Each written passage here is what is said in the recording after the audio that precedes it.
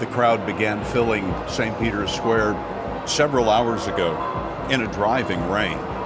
They came to see if the smoke would be black or white.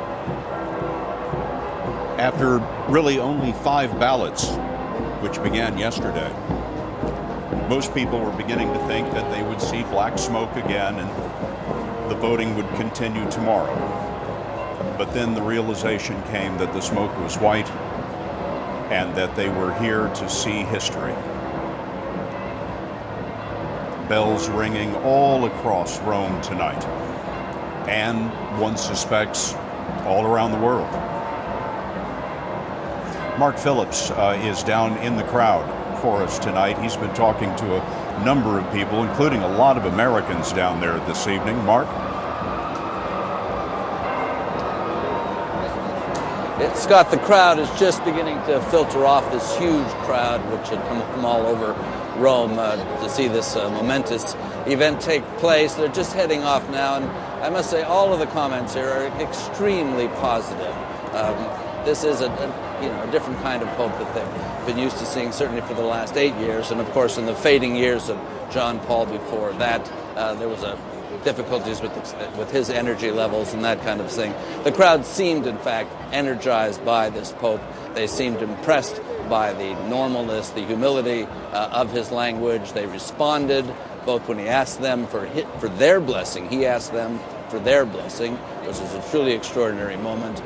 They went to complete silence for that, and then responded extremely positively to his blessing of them and to his good wishes to them, saying that thanking them for coming and then telling them to go home and drive carefully, if you will. So altogether, a much more colloquial exchange between this massive crowd and this man, this Pope Francis, who they appear to be quite happy to see up there. Scott? Monsignor Anthony Figueiredo, you know Pope Francis. You've known him for a long time. There are so many significant issues facing the church. There's the sex abuse scandal. There are financial difficulties. There are fights within the Roman Curia, the cabinet of the Pope, if you will.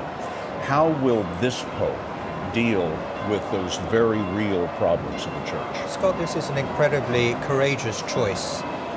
This man will love the poor, not only the materially poor, but those who have been forgotten, those who have suffered any kind of injustice in their lives, those who have experienced scandal or corruption, unfortunately even here in the Holy See.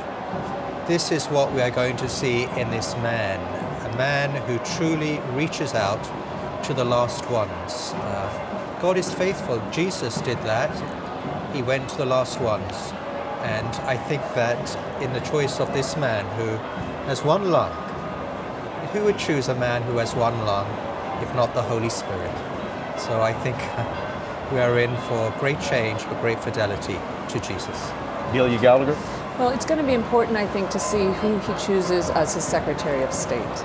And that'll be a key appointment that will give us an idea of how the shakedown might happen within the Vatican offices, because he is an outsider in terms of working at the Vatican. He belongs to many of the commissions and the council, so he is known within the Vatican. But in terms of the sort of back dealings of the Vatican, he will need a very strong Secretary of State who is familiar with that territory. And then I think he'll be in good stead if he's able to get that into place. That's the vital thing about dealing with Vatican governance. An interesting transitional figure, Norah O'Donnell. His parents were Italian, and they immigrated to Argentina. He was born in Buenos Aires, so he is the son of Italians, but born in the New World. Yes, speaks Italian fluently, was one of 4 children, and at first wanted to be a chemist, and then decided to pursue the priesthood.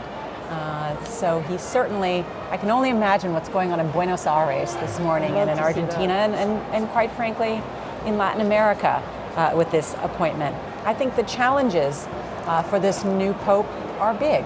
We've talked about this. The church is at a crossroads, and it's not just the Vatileaks scandal. Remember that just before Benedict resigned, he looked at that report, This will be something that the new Pope has to look at, which deals with some issues. The Church's finances, which are still secret to most of the world.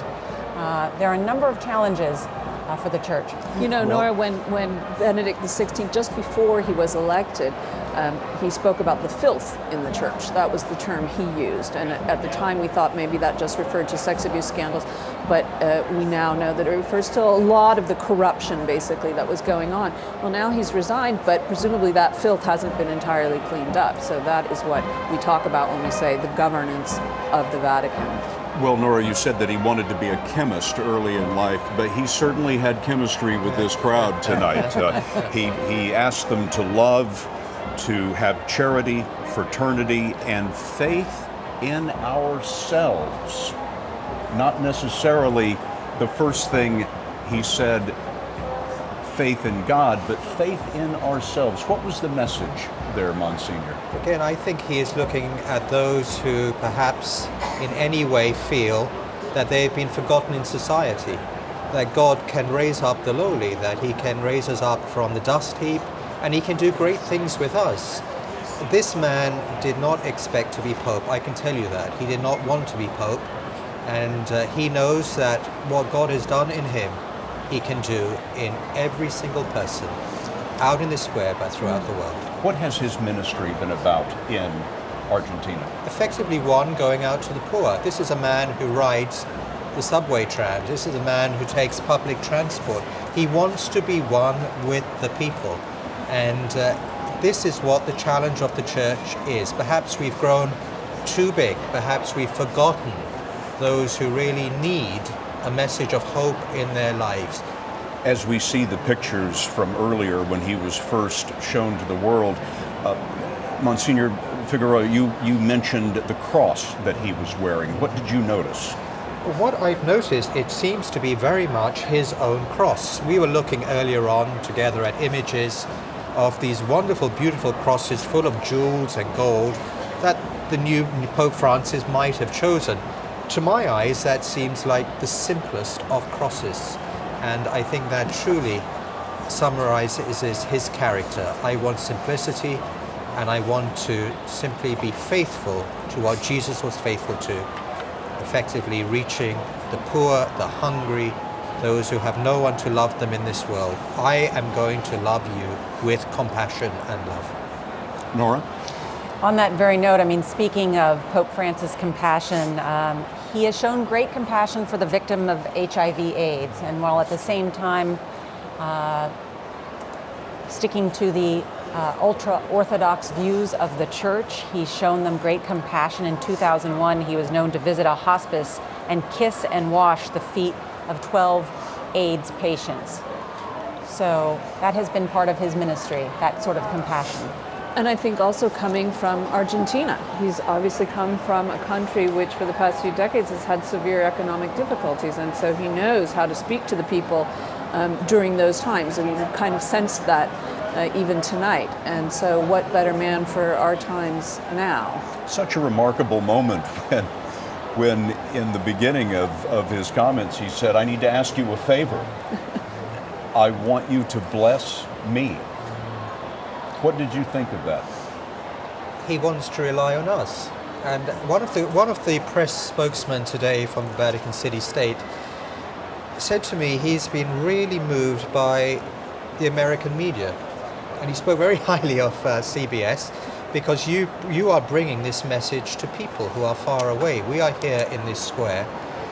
So what he was saying, I want you to help me, he's also saying to people in the press, get my message across. I have not forgotten you, and I rely on you for my ministry henceforth. We have a CBS News correspondent in Buenos Aires, Elaine Cobb. And Elaine, I can only imagine what is happening there now. Tell us what you're seeing and hearing. Well, in fact, the Argentinians really didn't expect that their candidate would win. So there hadn't been a lot of preparation for this, but now, of course, people are heading to the main cathedral and to the main square in Buenos Aires, the main square which is frequently used for protests and, in fact, already has a lot of banners demanding abortion, which the new pope, of course, is against.